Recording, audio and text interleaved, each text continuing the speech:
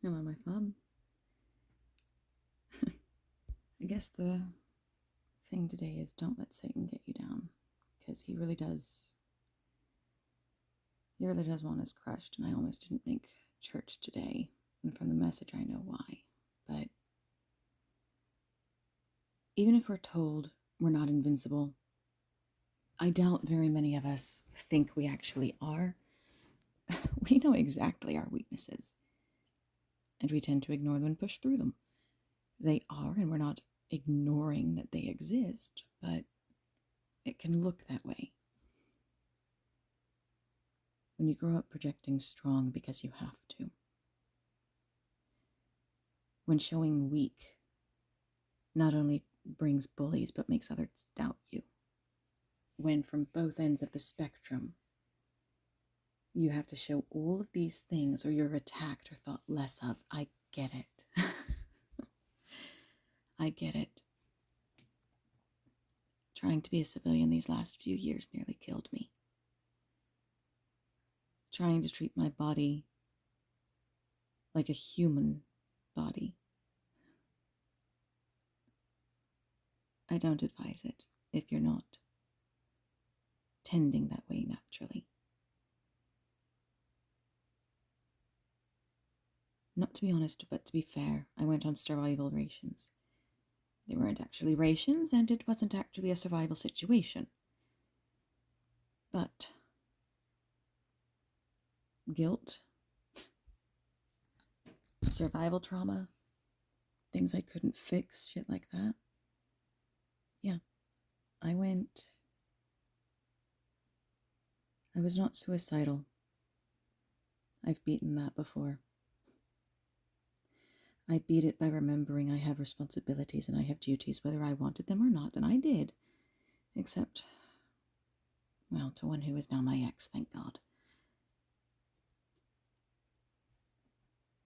I hate how weak I'll feel around him. I'll hate how anxious and stressed because I know I cannot fight him. He made me the crazy one, and I know that's done to so many of us.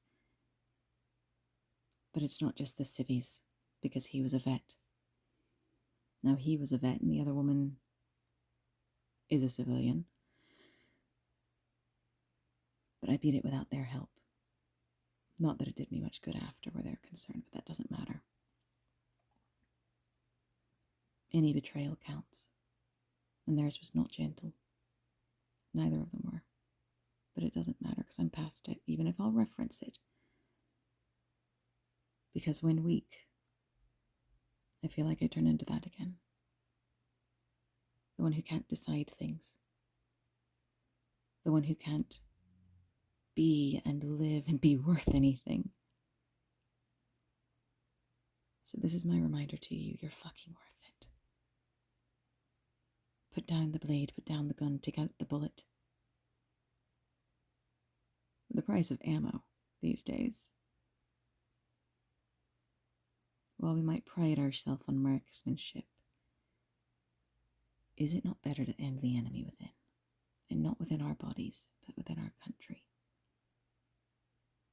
I know we've been burned out, and that was a plan. And they nearly won had they not gotten impatient about it.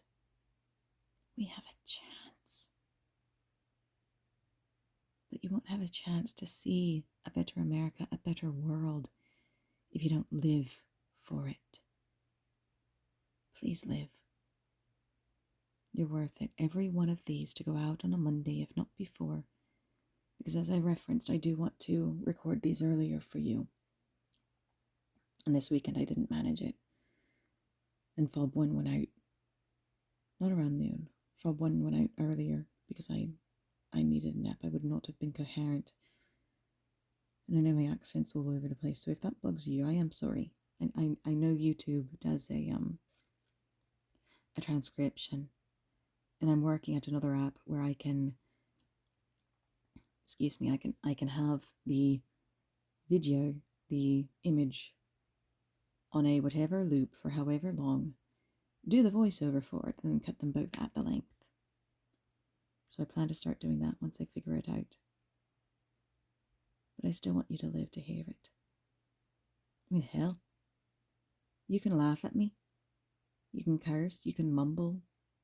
I don't care. If all you do is laugh at these on a Monday, you lived. Congratulations. You made it. Now make it to the next. 5 more minutes. 5 more years. 5 more milliseconds for all I care. Just keep going. It's hard to improve once you're dead. But if you can keep living, even sitting up is progress. Because you're no longer down. If I can sit up, it's a good day. I go by the gurney standard. If I need a gurney, so like back in Nam, I guess, my dad's training. Bless him, God, I miss him. But my dad's training was the Nam standard, and maybe I internalized it too much. Maybe I read into it. Maybe I glamorized or romanticized or whatever the fuck it is that survived. But if I don't need a gurney, it's still a good day, no matter how much it hurts. It sucks to say I'm recovering from a children's visit. If it were just my children, there would be less recovery, but bless them. There's families to visit, so much standing you've got to do. But I made it. And the improvement over last year is I have not needed my cane daily since then, and that's an improvement. The trade-off is sleeping more, cleaning less, on my feet less, staying off my hip, my back, my knees. But you lived too. And glory be, that's a great thing. Please keep on, keep living. And if these don't turn your boat, then make your own. Please. There's ways to pass on what we know. You'll notice.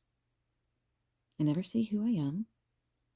My fob is a Military Monday. My channel is a made-up name. Any of the 3 of them are a made-up name. I'm just me. I'm nothing much, but I'm alive. Because God made me, and if He's still working on me, and He is. If there's a pool near you, please check it.